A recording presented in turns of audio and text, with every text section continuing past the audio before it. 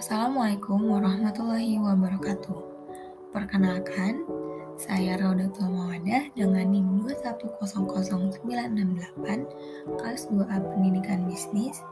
Di sini saya akan mempresentasikan materi manajemen mutu pendidikan.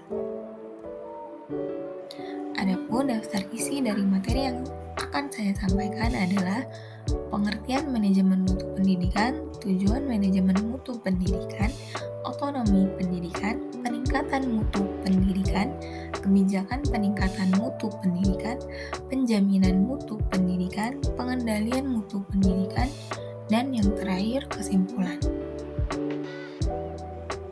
Pengertian manajemen mutu pendidikan. Manajemen mutu menurut An-Nanur adalah suatu cara dalam mengelola suatu organisasi yang bersifat komprehensif dan terintegrasi, yang diarahkan dalam rangka memenuhi kebutuhan pelanggan secara konsisten dan mencapai peningkatan secara terus-menerus dalam setiap aspek aktivitas organisasi. Muhammad Ali mendefinisikan manajemen mutu sebagai prosedur proses untuk memperbaiki kinerja dan meningkatkan mutu kerja.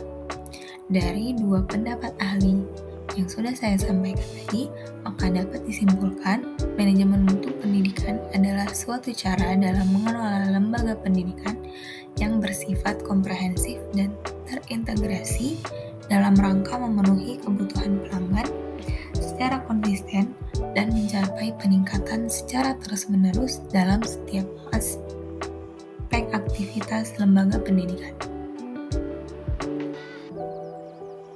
Selanjutnya, tujuan manajemen mutu pendidikan. Memelihara sekaligus meningkatkan kualitas secara berkelanjutan dan sistematis untuk memenuhi kebutuhan pihak-pihak yang berkepentingan, yaitu stakeholders. Yang kedua, memperoleh masukan agar implementasi manajemen mutu pendidikan sesuai dengan kondisi lingkungan Indonesia yang memiliki keberagaman budaya, sosial ekonomi, dan kompleksitas geografis. Yang ketiga, menggalang kesadaran untuk meningkatkan mutu manajemen pendidikan secara bersama-sama dan berkelanjutan. Dan yang keempat, sebagai bentuk peran aktif lembaga pendidikan dalam mewujudkan keinginan stakeholder.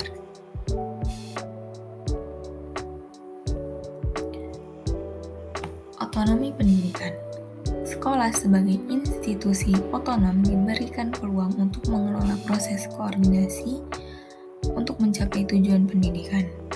Desentralisasi atau otonomi pendidikan dilakukan oleh pemerintah dengan motivasi untuk meningkatkan mutu pendidikan. Dengan didasarkan pada otonomi pendidikan, maka pihak sekolah harus mampu menciptakan kemandirian untuk melaksanakan perbaikan diri. Makna otonomi pendidikan adalah warga sekolah diberikan kewenangan, kesempatan berpartisipasi dalam mengelola pendidikan sesuai dengan peraturan pendidikan yang berlaku.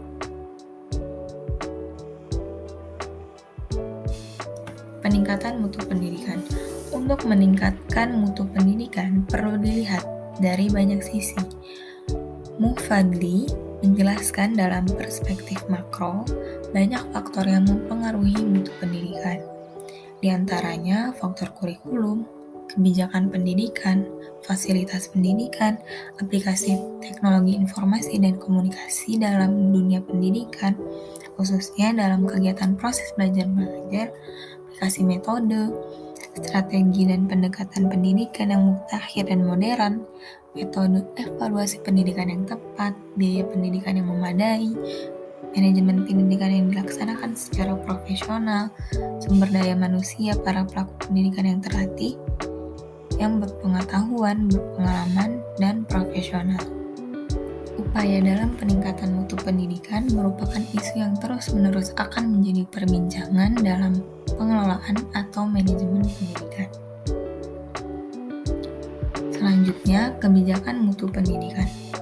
Kebijakan peningkatan mutu pendidikan sebagaimana dimaksudkan dalam pendidikan nasional diarahkan pada pencapaian mutu pendidikan yang semakin meningkat dan mengacu pada standar nasional pendidikan. Pengembangan mutu yang terstandarisasi secara nasional adalah sebagai berikut. Yang pertama, standar isi. Standar isi adalah kriteria mengenai ruang lingkup materi dan tingkat kompetensi untuk mencapai kompetensi lulusan pada jenjang dan jenis pendidikan tertentu. Yang kedua, standar proses. Standar proses adalah kriteria mengenai pelaksanaan pembelajaran pada satu satuan pendidikan untuk mencapai standar kompetensi lulusan. Yang ketiga, standar pendidik. Standar pendidik adalah kriteria mengenai pendidikan prajabatan dan kelayakan fisik maupun mental serta pendidikan dalam jabatan.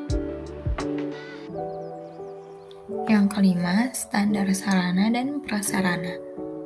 Standar sarana dan prasarana adalah standar pendidikan yang berkaitan dengan kriteria minimal tentang ruang belajar, tempat berolahraga, tempat beribadah, perpustakaan, laboratorium, bengkel kerja, tempat bermain, tempat berkreasi, serta sumber belajar lain yang diperlukan untuk menunjang proses pembelajaran, termasuk di dalamnya adalah penggunaan teknologi informasi dan komunikasi. Yang keenam, standar pengelolaan. Standar pengelolaan pendidikan untuk satuan pendidikan dasar dan menengah adalah standar pengelolaan untuk sekolah atau madrasah yang berkaitan dengan perencanaan, pelaksanaan, pengawasan, dan pengawasan kegiatan pendidikan agar tercapai efisiensi dan efektivitas penyelenggaraan pendidikan. Standar pembiayaan. Standar pembiayaan adalah standar yang mengatur komponen dan besarnya biaya operasional satuan pendidikan yang berlaku selama 1 tahun. Standar penilaian pendidikan. Standar penilaian pendidikan adalah standar nasional pendidikan yang berkaitan dengan mekanisme, prosedur, dan instrumen penilaian khas belajar peserta didik. Penjaminan mutu pendidikan. Kegiatan penjaminan mutu difokuskan pada proses membangun kepercayaan dengan cara pemenuhan segala persyaratan atau standar minimum sesuai yang diharapkan oleh pelanggan. Pada umumnya, standar minimum diterapkan pada aspek masukan, proses, dan hasil.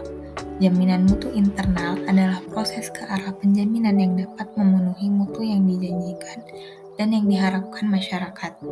Sedangkan penjaminan mutu eksternal adalah akreditasi sekolah atau madrasah atau perguruan tinggi yang dilaksanakan oleh badan independen, yaitu Badan Akreditasi. Pengendalian mutu pendidikan.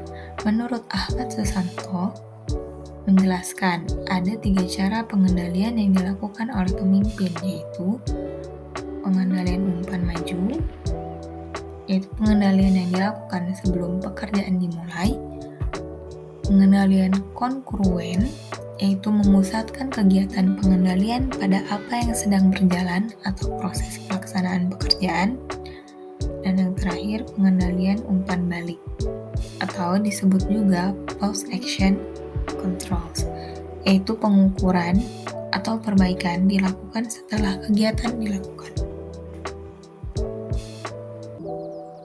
Kesimpulan, peningkatan mutu pendidikan menjadi masalah yang sangat mendesak berkaitan dengan pelanggan dari pengguna pendidikan secara langsung, yaitu peserta didik maupun masyarakat pada umumnya. Untuk terus memperbaiki, mengembangkan semua potensi yang secara kelembagaan akan difasilitasi oleh lembaga pendidikan di era otonomi pendidikan dalam pengelolaan, pelaksanaan, pengembangan, dan penentu kebijakan secara terstruktur, mulai dari pemerintah pusat sampai pada kelas atau guru yang secara langsung menjadi eksekutor utama dalam proses rangkaian penjalanan pendidikan.